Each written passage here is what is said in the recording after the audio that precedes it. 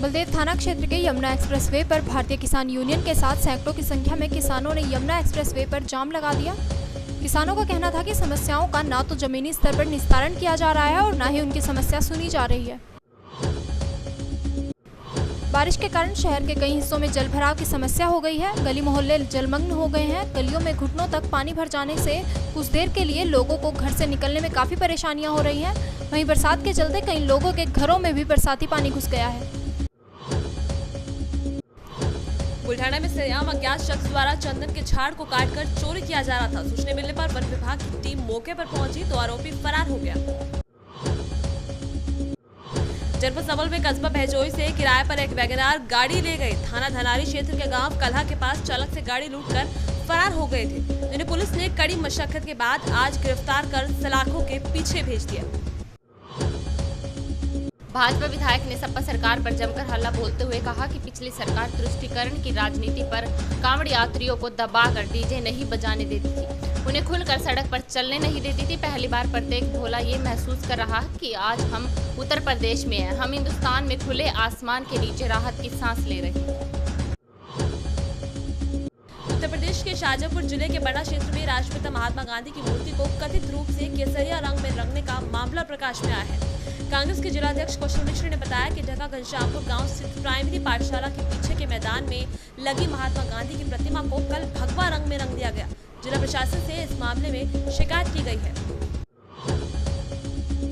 शामली के जिंजाना कस्बे में ऐसा विकास हुआ कि सभी देखते रह गए और उस विकास की वजह से लोगों की खासी परेशानियां भी हो रही हैं।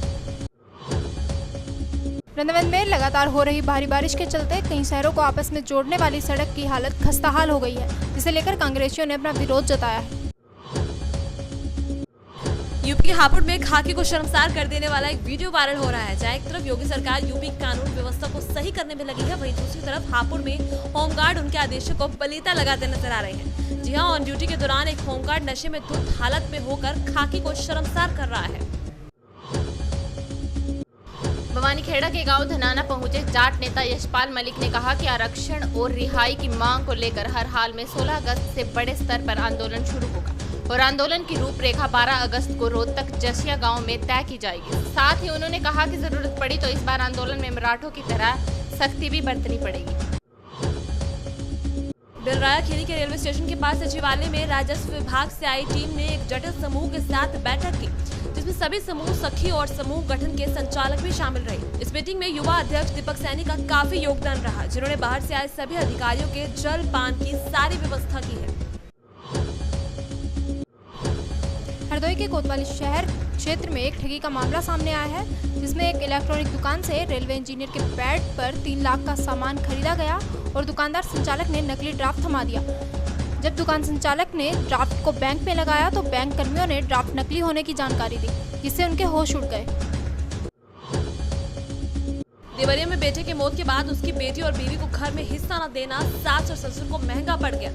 पति की अकस्मात मौत के बाद पीड़िता अपनी 8 साल की बेटी के साथ 2 साल से मायके में रहने को मजबूर हो गई थी। उसके सास ससुर और जेठ ने घर और जमीन में हिस्सा देने से मना कर दिया था।